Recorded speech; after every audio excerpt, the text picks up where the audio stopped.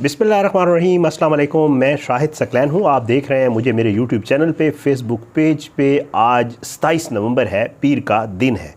आज मुलजिम अफनान जो है, जिसने डिफेंस में 6 लोगों की गाड़ी को टक्कर मार के उनको मौत की नींद सुला दिया था, उसके वालिद जो है वो पहली बार मंजर आम पर आए हैं और पहली बार उन्होंने गुफ्तगू की है।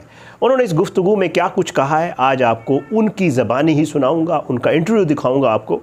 और साथ साथ उन्होंने वज़ीर आला जो पंजाब है उनसे भी एक गिला किया है, साथ में उन्होंने मीडिया, सोशल मीडिया से भी गिला किया है। इतना अरसा उन्होंने मीडिया पे आना क्यों बेहतर नहीं समझा, और जो मकतूलेन हैं उनके जो वरसा हैं उनके हवाले से उन्होंने क्या कुछ कहा। और आज भी वो कह रहे हैं कि जी हम उनके साथ खड़े हैं, थोड़ी सी स्पेस हमें दे दें तो हम उनसे बातचीत करने के लिए और सारे मामलात के लिए तैयार हैं। आप उनकी गुफ्तगू सुन लें, उनकी ज़बानी, फिर इंशाअल्लाह आज अदालत में क्या कुछ हुआ वो आपको बताता हूँ। पहले आप उनकी गुफ्तगू सुन लें। अच्छा सर, ये बताइएगा कि अब ये कहा जा रहा है कि मुलज़मान की जानब से मदइयों को थ्रेट्स किया जा रहा है, क्या इसकी हकीकत क्या है, वाक़या क्या है? आप पहली दफ़ा आए हैं सामने। देखिए, सबसे पहले तो ये बात है कि हमारी तमाम हमदर्दियाँ इस वाक़े में जो जमहत हुए उनके साथ हैं। उनकी हमें बहुत दुख है, इस बात का बेहद दुख है कि एक फैमिली के 6 अफराद जो हैं वो इस दुनिया से चले गए। लेकिन इस केस को जिस तरह मीडिया में उछाला जा रहा है, जिस तरह के हक़ाइक़ हैं उनको तोड़ मरोड़ के पेश किया जा रहा है, ये बिल्कुल गलत है। हमारा आज पहले दिन मैं मीडिया पे आया हूँ, मेरे ना आने की यही वजह थी कि मैं कोई भी बात ऐसी टीवी पे नहीं करना चाह रहा था जिससे ख़ानदान को दुख हो, क्योंकि उनके पहले 6 लोग जा चुके हैं। ये एक एक्सीडेंट था। इंशाअल्लाह हमने अपने आप को कानून के हवाले कर दिया। सही है, हमारा फ़ैसला कानून इंसाफ के तहत हो। हम अदालतों में हैं, हमारा फ़ैसला होगा आप सबके सामने। हक़ाइक़, शवाहिद, सब कुछ इकट्ठे किए जा रहे हैं, सब कुछ सामने आ रहा है। जहाँ तक बात है हमने किसी को थ्रेट किया है या हमने किसी को ऑफ़र किया है, ये बिल्कुल बेबुनियाद और मन गढ़ंत बातें हैं। हमने कोई ऐसा काम नहीं किया, बिल्कुल भी। अगर हम एक तो मतलब हमारे प्रोफाइल को इतना बढ़ा चढ़ा के मेरे को पेश किया गया, मैं बिल्कुल एक मीडियोकर फैमिली से हूँ। अल्हम्दुलिल्लाह मैं अपना बच्चों को पढ़ा रहा हूँ।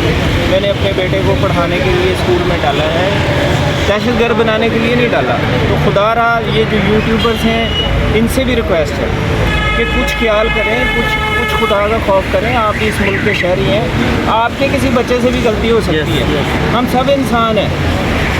ये जो कुछ हुआ है बिल्कुल ठीक नहीं हुआ। एक ख़ानदान के 6 लोग चले गए हैं, हमें बेहद अफसोस है। और इसी अफसोस की वजह से मैं मीडिया पे नहीं आ रहा था कि मेरे मुंह से कोई ऐसी बात ना निकले जिससे उनका दुख और गहरा हो जाए। हम उनके साथ हैं, वो थोड़ी स्पेस दें। हम उनके साथ हमदर्दी करने के लिए तैयार हैं, हम उनके गम में शरीक होने के लिए तैयार हैं। लेकिन इस केस को पहले दिन उन्होंने एफ़आईआर कराई, बच्चा हमारा अंदर था। उसके बाद जो ख़बरें आती गईं उससे उनका भी मौक़िफ़ चेंज होता गया, 302 में कन्वर्ट हो गया। अब 302 में मैं उसके घर कैसे जा सकता हूँ, मुझे बताएं। हम पे दहशतगर्दी लगा दी गई। तो वज़ीर आला साहब का भी मशकूर हूँ जिन्होंने इतना बड़ा काम कर दिया।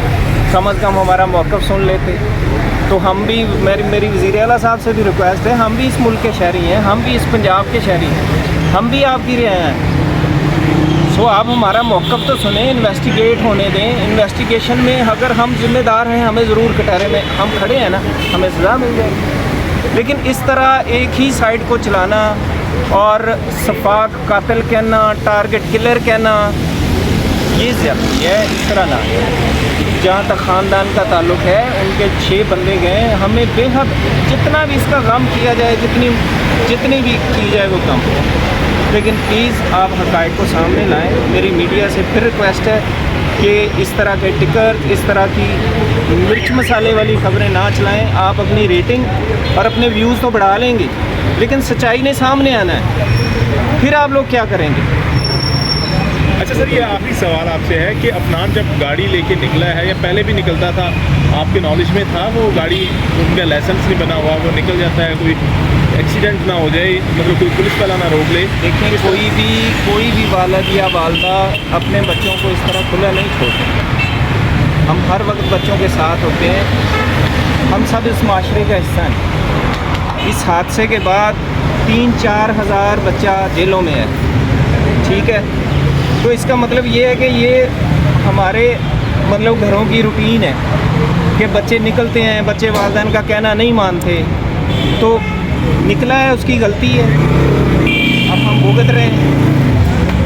इसमें कोई भी वालिद या वालदा नहीं चाहेगा कि उसका बच्चा निकले और 6 लोगों की जान चली जाए। कादिर साहब ये बताइएगा कि गुफ्तगू आपने सुन ली जी, वो यही बात कर रहे थे। ज़ाहिर बात है कि जी इतना अरसा इसलिए नहीं गया कि मैं नहीं चाहता था, फिर वो कहते हैं 302 हम पे लगा दिया गया, फिर दहशत गर्दी लगा दी गई, मैंने बच्चे को पढ़ने के लिए भेजा था, दहशत गर्द बनाने के लिए नहीं भेजा था, अगर थोड़ी सी स्पेस रफ़ाकत साहब वगैरह दे दे तो हम उनके साथ खड़े हैं, मुझे भी उतना दुख है जितना जो है वो हो सकता है किसी को। तो वो सारी बातें ज़ाहिर बात है वो आपने उनकी ज़बानी ही सुन ली। उनका मौक़िफ़ सामने आना बड़ा ज़रूरी था, वो इसलिए कि ज़ाहिर है जो लड़के की वीडियो आई थी अफनान की, वो आप लोगों ने देख ली, उसने अपनी ज़बानी जो कुछ बता दिया वो सारा मामला था। लेकिन शफ़क़त अली साहब जो है ये अदालत आए थे उस दिन, लेकिन उन्होंने मीडिया से बात नहीं की थी। आज ये अदालत आए तो इनसे गुफ्तगू हो गई और इन्होंने अपना मुद्दा, अपना मौक़िफ़ सामने रख दिया और उन्होंने यही शो करवाया कि ज़ाहिर है एक वालिद होने के नाते वो अपने बेटे को रोकते रहे, लेकिन ज़ाहिर है बच्चे बग़ैर उसके निकल जाते हैं।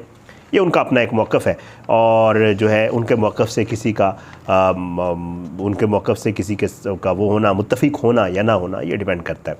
लेकिन कुछ चीज़ें हैं शफ़क़त साहब, वो ये है कि ज़ाहिर है एक बहुत अफसोसनाक वाक़या हुआ, बहुत अफसोसनाक, जैसे आप अपने मुँह से भी कह रहे हैं, लेकिन आपको फ़ौरन जाना चाहिए था, आपको हॉस्पिटल जाना चाहिए था जब आपको पता चल गया था ये सारा मामला है। और ये अब इतने अरसे के बाद आके ये सारा कुछ कहना मेरे ख़्याल से अब जो है देर हो चुकी है, बहुत ज़्यादा देर हो चुकी है। और मीडिया और सोशल मीडिया के हवाले से बिल्कुल आपका जो एक मौक़िफ़ है वो अपनी जगह, लेकिन जब तक मीडिया सोशल मीडिया पे ये इशू नहीं आया था तब तक इसके ऊपर इस तरह कार्रवाई भी नहीं हो रही थी। तो मीडिया और सोशल मीडिया का अपना एक किरदार है, कौन इसको किस तरीके से यूज़ कर रहा है वो एक अलग बहस है, लेकिन उसका अपना एक किरदार है और उस किरदार की वजह से आज जो है ये सारा मामला हो रहा है। बहरहाल जी आज ये दहशतगर्दी की अदालत में जो है इनको लाया गया था, इनको जो है पेश किया गया था, अबूरी ज़मानत पर इनकी समाअत थी और अदालत ने पुलिस को तफ्तीश मुकम्मल करने की हिदायत कर दी है। अदालत ने मुल्ज़िम शफ़क़त आवान की अबूरी ज़मानत में 4 दिसंबर तक तोसी कर दी है। क्या मुल्ज़िम शफ़क़त शामिल तफ्तीश हो चुका है? अदालत ने पुलिस से पूछा तो पुलिस ने बताया जी बिल्कुल ये शामिल तफ्तीश हो चुका है और अभी हम इसकी CDR भी निकलवा रहे हैं। तफ्तीशी अफसर जो फ़खर साहब हैं उन्होंने जवाब दिया तफ्तीश मुकम्मल करने के लिए मज़ीद मोहलत दी जाए। तफ्तीशी अफसर DSP साहब जो है उन्होंने इस्तदा की अदालत से, अदालत ने पुलिस की जो है इस्तदा मंजूर कर ली और जो है अभर गुल साहिबा जो है उन्होंने समाअत की और अदालत इनको अबूरी ज़मानत मुकम्मल होने पर पेश किया गया था। मुद्दई मुकदमा की जानिब से वकालतनामा भी अदालत में जमा करवा दिया गया है। मुल्ज़िम अफनान के वालिद शफ़क़त अवान की अबूरी ज़मानत पर यह समाअत हुई और उसके बाद जो है 4 दिसंबर तक ये सारा कुछ हो गया, इस्तदा मंजूर हो गई और उन्हें कहा गया कि जी पुलिस को कि अपनी रिपोर्ट भी जमा करवाए और सारे मामले को जल्द से जल्द क्लोज़ करें। ये सारा मामला इसके वालिद की हद तक था। आज जो है वो अफनान को भी कहा जा रहा है कि जी दोबारा पेश किया जाएगा और उसके साथ जो है उसके ओसिफिकेशन टेस्ट, पॉलीग्राफिक टेस्ट और जो फोटोग्रामेट्री टेस्ट है उसके हवाले से भी अदालत के सामने चीज़ें रखी जाएंगी और शायद मज़ीद जो मैंने कल की वीडियो में आपको बताया था कि मज़ीद इस्तदा की जाएगी, उसका रिमांड दे दिया जाए। ये सारी चीज़ें इस केस को लेकर चल रही हैं। कोशिश ये कर रहा हूँ कि जो अदालत में होता है फैक्ट्स के ऊपर जो मुझे पता चलता है वो आप तक पहुँचाने की कोशिश करता हूँ। मैं बहुत शुक्रगुज़ार हूँ, आप लोग अच्छा फ़ीडबैक देते हैं और मुझे मेरी चीज़ों को ठीक करने की जो है मुझे उसमें मदद भी मिलती है और मुझे ठीक करते भी हैं और मैं कोशिश करता हूँ उसके ऊपर मैं उसको ठीक कर लूँ। ये इसके हवाले से था। इंशाल्लाह कोशिश करता हूँ आज अगर उसकी समाअत भी होती है तो अगली वीडियो उसके ऊपर बना के आपको उस पर भी अपडेट करूँगा। लेकिन साथ लाहौर में एक और अफसोसनाक वाक़या पेश आया है।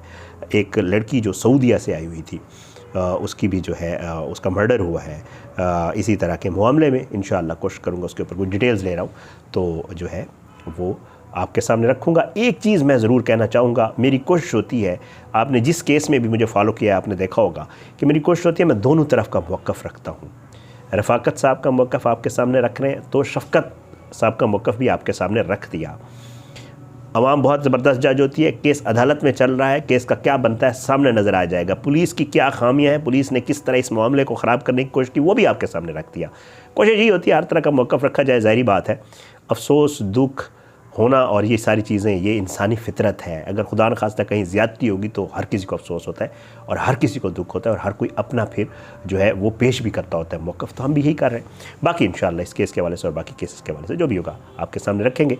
आपका एक ही काम है, आपने अपनी दुआओं में हमें याद रखना है और दुआ करनी है कि अल्लाह पाकिस्तान कामयाब नासिर हो, इसके खिलाफ साजिशें करने वालों को नस्ल नाबूद करे, ज़ालिमों को इबरत का निशान बनाए, मज़लूमों को इंसाफ मिले। इंशाअल्लाह अगली वीडियो में मुलाकात होगी बशर्ते ज़िंदगी। इजाज़त दें। पाकिस्तान जिंदाबाद। अल्लाह हाफ़िज़।